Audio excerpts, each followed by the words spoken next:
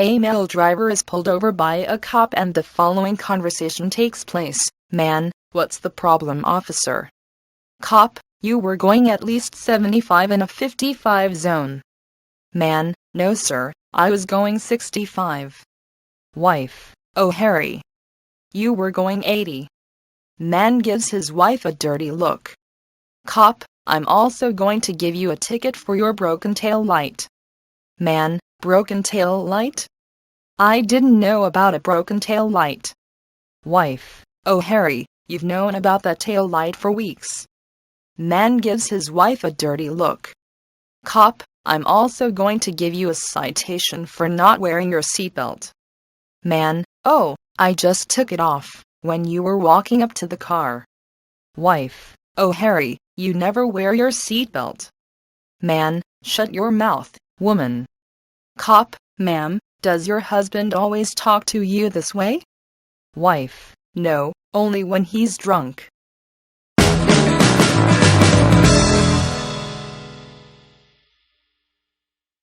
A policeman pulled a car over and told the driver he had won $5,000 in the seatbelt competition.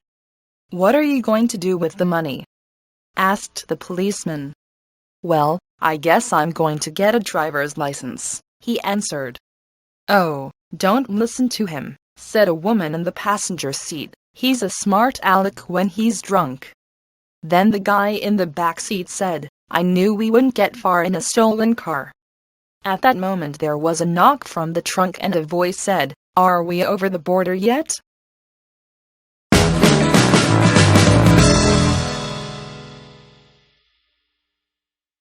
On Christmas morning, a cop on horseback is sitting at a traffic light, and next to him is a kid on his brand new bike. The cop says to the kid, Nice bike you got there. Did Santa bring that to you? The kid says, Yeah. The cop says, Well, next year tell Santa to put a tail light on that bike. The cop then proceeds to issue the kid a $20 bicycle safety violation ticket. The kid takes the ticket and before the cop rides off says, By the way, that's a nice horse you got there. Did Santa bring that to you? Humoring the kid, the cop says, Yeah, he sure did. The kid says, Well, next year tell Santa to put the dick underneath the horse, instead of on top.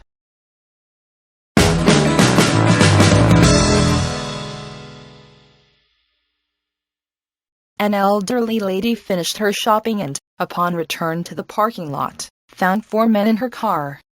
She dropped her shopping bags and drew her handgun, screaming at the top of her voice that she knew how to use it and that she would if required, so they should get out of the car.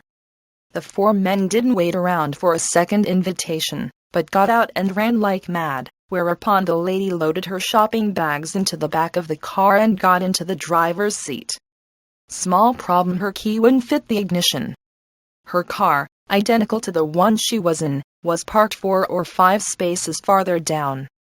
She loaded her bags into her own car and drove to the police station. The officer, to whom she told the story, nearly tore himself in two with laughter and pointed to the far end of the counter, where 4 men were reporting a carjacking by a mad elderly woman. No charges were filed.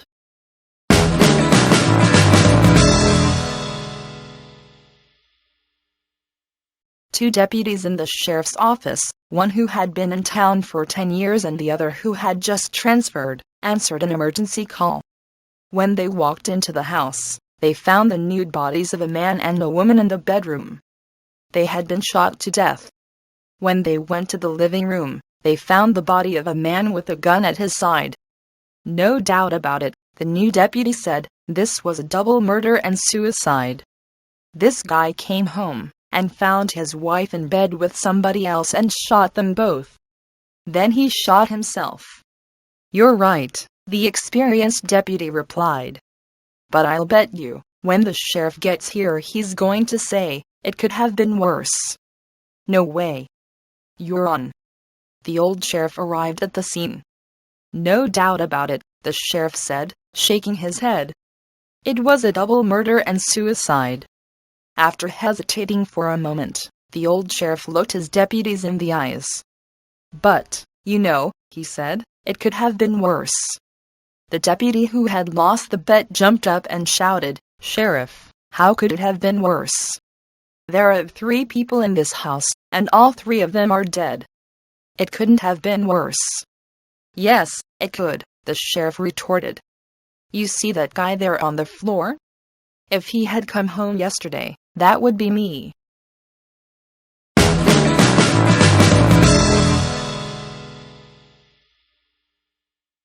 A man went to the police station wishing to speak with the burglar, who had broken into his house the night before. "You'll get your chance in court," said the desk sergeant. No, said the man. "I want to know how he got into the house without waking my wife. I've been trying to do that for years."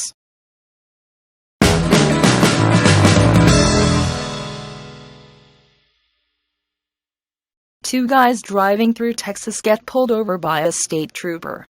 The cop walks up and taps on the driver's window. The driver rolls it down, and the trooper smacks the driver in the head with his nightstick. "Oh," says the driver. "Why'd you do that?" The trooper says, "You're in Texas, son. When I pull you over, you'll have your license ready." The driver says, "I'm sorry, officer. I'm not from around here." The trooper writes the guy a ticket and gives his license back, then walks around to the car's passenger side and taps on the window. The passenger rolls the window down, and the trooper smacks him with his nightstick. "Oh," says the passenger. "What did you do that for?" The trooper says, "Just making your wish come true." "What the hell does that mean?" asks the guy. 2 miles down the road, you were gonna say, "I wish that lousy asshole would have tried that shit with me."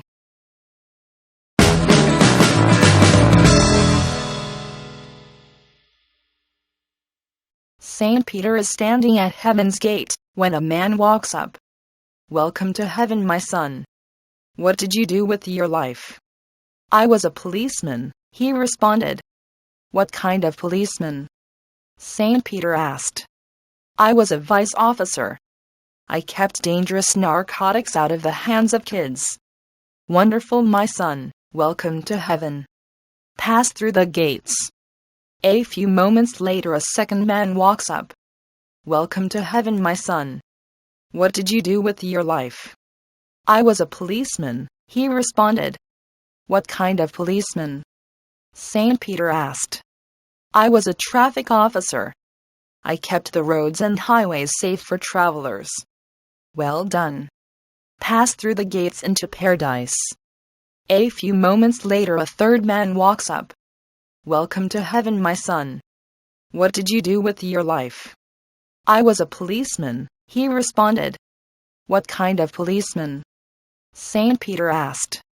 "I was a military policeman, sir." "Excellent, my son. I have to leave for a bit. Watch the gate, will you?"